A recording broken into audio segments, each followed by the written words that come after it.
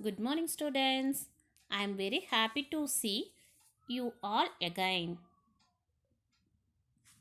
Last class, we learned the prose, poem, and supplementary about space. We learned what is space, what is aliens, asteroid, space, shuttle, spacesuit, and about Earth, planets, stars. Now we are going to next unit 5th standard English. Unit 2 My Native Place.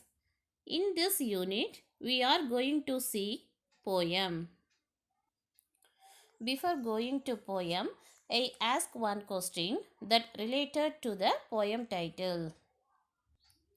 Who works in the field and who harvests rice for our? Did you find? Yes, correct. It is farmer. Did you have friends? I think all you have friends. Now, here farmer also have a friend who helps him to his agriculture works. What is it? Did you find the answer? Yes, correct. That is earthworm.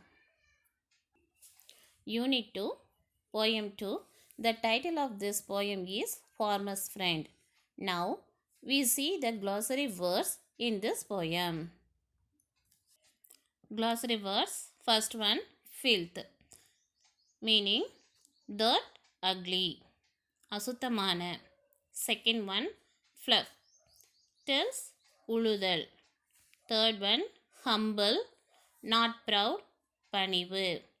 Next one, toils, work extremely hard, kadina உழைப்பு. Last one, harm, making physical injury, தீங்கு. Now we go to poem, book page number 109. The poem topic is Farmer's Friend. First of all, I sing the poem, you just learn. After I give explanation for this poetic lines. Farmer's Friend. Often seen as filth, but gives the soil good health to reward the farmer with wealth. Fluff the soil before farmer, use not the chemicals to harm her.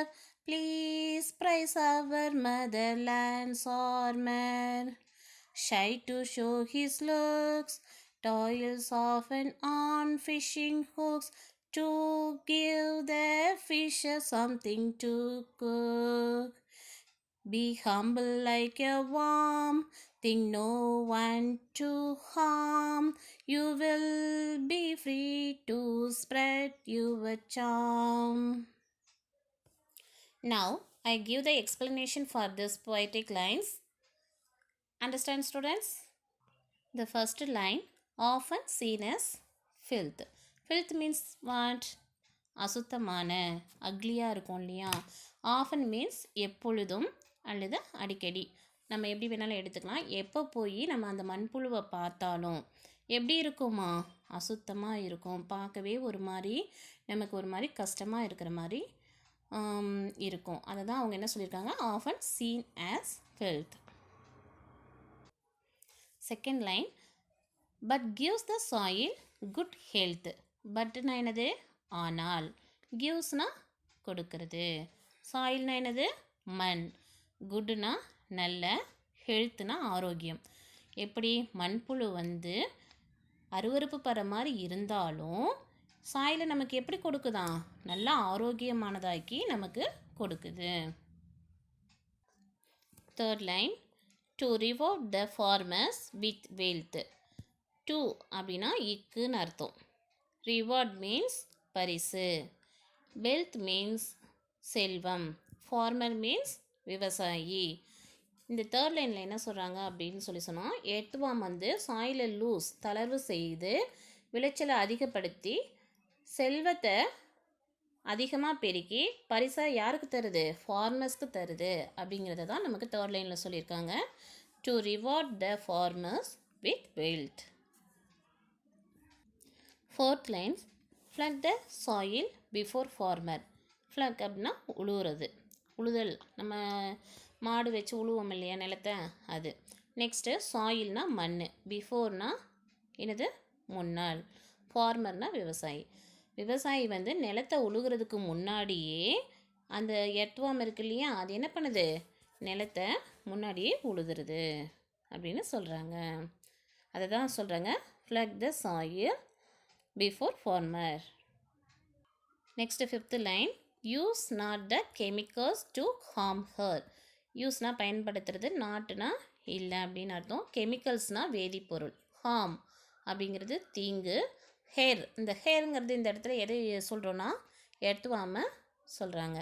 Use not the chemicals to harm her. நம்ம என்ன பண்ணக்கூடாது, வேதிப்பொருள்லாம் பயன்படுத்தி அந்த மண்ணில் போடுவோம்ல, பூச்சி வந்துருச்சு அப்படின்னு சொல்லிட்டு என்ன பண்ணுவோம், உடனே மருந்தடிப்போம். அந்த மாதிரிலாம் மருந்தடித்தோம்னா எதுக்கு அது தீங்கு விளைக்கிற மாதிரி அப்படின்னா எர்த்வார்முக்கு வந்து தீங்கு விளைவிக்கிற மாதிரி அது.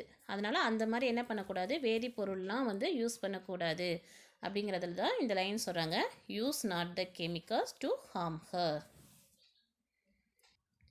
Sixth line, please praise our motherland's armour. ப்ளீஸ்னால் தயவுசெய்து, ப்ரைஸ்னால் பாராட்டுதல். இங்கே என்ன சொல்கிறாங்க, ஆர்மர் அப்படின்னா இங்கே பாருங்கள், உங்களுக்கு நான் பிக்சரில் காமிச்சிருப்பேன். பண்டைய காலத்தில் அரசர்கள் வந்து போருக்கு போகும்போது என்ன பண்ணுவாங்க, ஒரு உடை அணிஞ்சிட்டு போவாங்க. யாரோ சண்டை போடும்போது கத்தியில் குத்துனாவோ என்ன பண்ணக்கூடாது, அந்த காயம் உடம்புல படக்கூடாதுங்கிறதுக்காக அணிகிற உடையை தான் நம்ம என்ன சொல்லுவாங்கன்னா ஆர்மர்னு சொல்லுவாங்க. இப்படி நம்ம நாட்டோட மண்ணை காக்கிற அந்த எர்த்வார்ம் இந்த ஆர்மர் மாதிரியே தன்னோட மண்ணை வந்து மண்புழு பாதுகாக்குதான். அப்படி இருக்கிற அந்த எர்த்வார்மை நம்ம என்ன பண்ணணுமா, தயவுசெய்து ப்ரைஸ் பாராட்டணுமா. அதை தான் இந்த லைனில் சொல்லியிருக்காங்க, please praise our motherland's armour. Seventh line பாருங்கள், shy to show his look. ஷைனா வெக்கப்படுதல், ஷோனா காமிக்கிறது, ஹிஸ் லுக்ஸ் அது நம்மளை பார்க்குறதுக்காக வெக்கப்பட்டுட்டு அது என்ன பண்ணுதான், மண்ணுக்குள்ளேயே இருக்கான். எது, earthworm. Shy to show his looks. Next line, toils often on fishing hooks. டாயில்ஸ்னால் என்னது, ஹார்ட் ஒர்க் இல்லையா. ஹூக்ஸ்னால் வளைந்த கொக்கி மாதிரி இருக்கும், மீன் பிடிக்கிற இந்த கொக்கி இருக்கும் இல்லையா, அப்படி வளைவாக இருக்கும் இல்லையா, அதை தான் நம்ம என்ன சொல்கிறோன்னா ஹூக்ஸ் அப்படின்னு சொல்கிறோம். அவ்வளோ கஷ்டப்படுற அந்த எர்த்வார்ம் வந்து என்ன பண்ணுறாங்க, மீனை பிடிக்கிறதுக்காக அந்த கொக்கியில் அந்த மண்புழுவை வந்து மாட்டி கஷ்டப்படுத்துகிறாங்க. அது அந்தளவுக்கு தன்னை வருத்திக்குது அப்படிங்கிறது தான் இந்த லைன்ஸில் சொல்கிறாங்க, toils often on fishing hooks. Ninth line பாருங்கள், to give the fisher something to cook. அங்கே முன்னாடி லைன்ஸில் நம்ம சொன்னோம் இல்லையா, அந்த ஃபிஷர் வந்து ஃபிஷ்ஷை பிடிக்கிறதுக்காக அந்த ஹூக்கில் வந்து அந்த எர்த்வார்மை வந்து மாட்டி இது பண்ணாங்க, அது ரொம்ப கஷ்டப்படுது அப்படின்னு நம்ம சொன்னோம் பார்த்தோம் இல்லையா. அதனோட லைன்ஸோட கனெக்டிவ் தான் இந்த இது, to give the fisher something to cook. ஏன் அது அப்படி கஷ்டப்படுதுன்னா, ஃபிஷர்னால் யார், மீனவர்கள். மீனவர்கள் வந்து மீனை பிடிச்சி சமைச்சு சாப்பிடுவாங்க. அவங்களுக்கு அந்த மீனை கொடுக்கறதுக்காக தன்னையே வந்து அது என்ன பண்ணுது, இறையாக மீனுக்கு போகிற மாதிரி கஷ்டப்படுது. அதை தான் இந்த லைனில் சொல்லியிருக்காங்க, to give the fisher something to cook. Next line பாருங்கள், be humble like a worm. ஹம்பிள்னா என்னது, பணிவாக இருக்குது, வார்ம்னா புழு இல்லையா. அந்த புழு எப்படி இருக்கும், ரொம்ப பணிவாக இருக்குமா. அதை தான் இந்த லைனில் சொல்லியிருக்காங்க, be humble like a warm.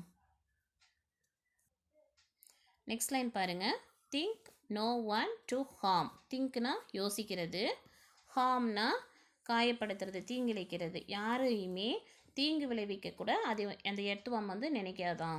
எப்படி இருக்கும், அதை பார்க்க வந்து அருவருப்பாக இருந்தாலும் அது என்ன பண்ணாது, மற்றவங்களுக்கு அடிக்காது, எதுவுமே பண்ணாது.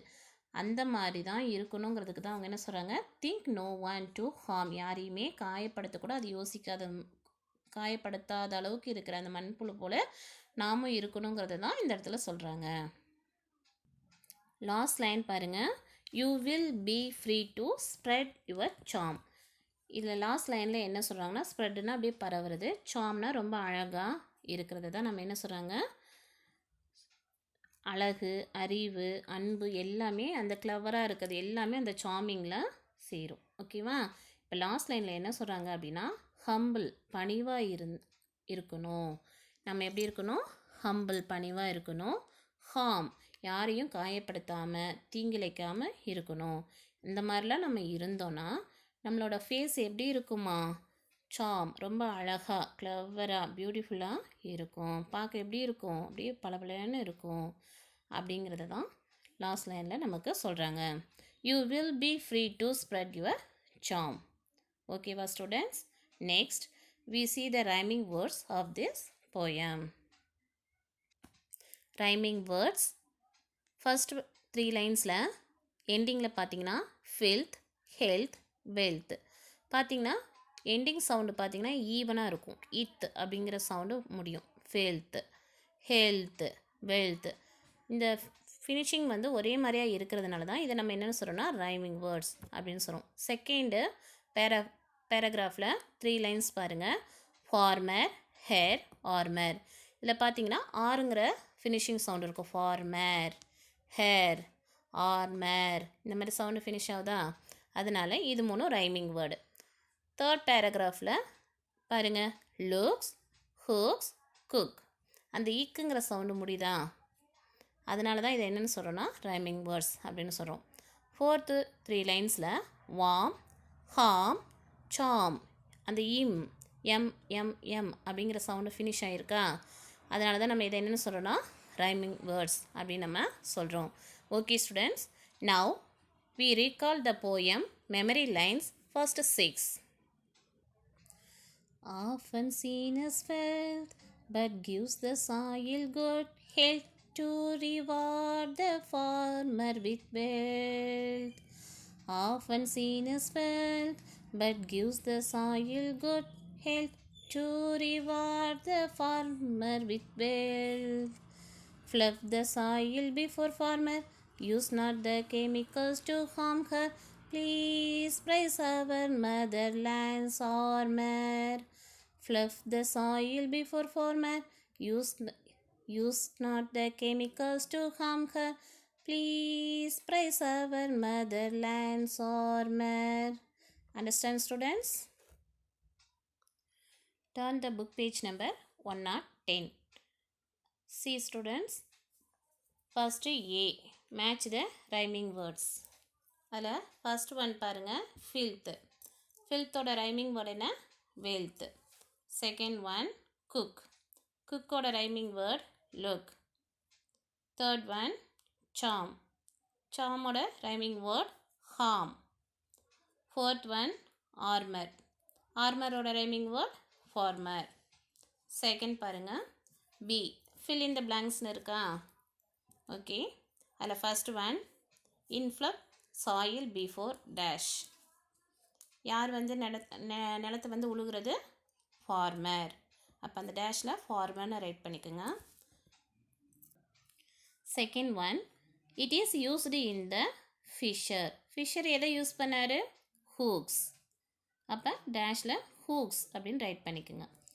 Third one we don't use dash in the soil. சாயிலில் நம்ம எதை யூஸ் பண்ணக்கூடாது? கெமிக்கல்ஸ். அப்போ அந்த லைன்ஸில் கெமிக்கல்ஸ்னு ரைட் பண்ணிக்கோங்க. Fourth one be humble like a dash. அங்கே என்ன ரைட் பண்ணணும்? warm. next all are the finished this book work. Okay students, I finished this poem. I think you all understand very well this poem. What is the main theme of this poem means agriculture is very important to everyone in this world. Now we see the benefits of earthworm. Earthworm loosening the soil that help to enrich the soil for the growth of plants and crops. It increases the yield of farmer. Hence it is called as farmer's friend. Earthworm வந்து சாயிலை வந்து loose பண்ணுது. ஃபார்மர்ஸ்க்கு வந்து ரொம்ப ஹெல்ப்பாக இருக்குது இல்லையா? Soil வந்து ரொம்ப லூஸாக இருந்தால் என்ன ஆகும்? ஈல்டு வந்து ரொம்ப அதிகமாக கிடைக்கும். ஏன் அப்படின்னு பார்த்தா செடி நல்லா வளரும்.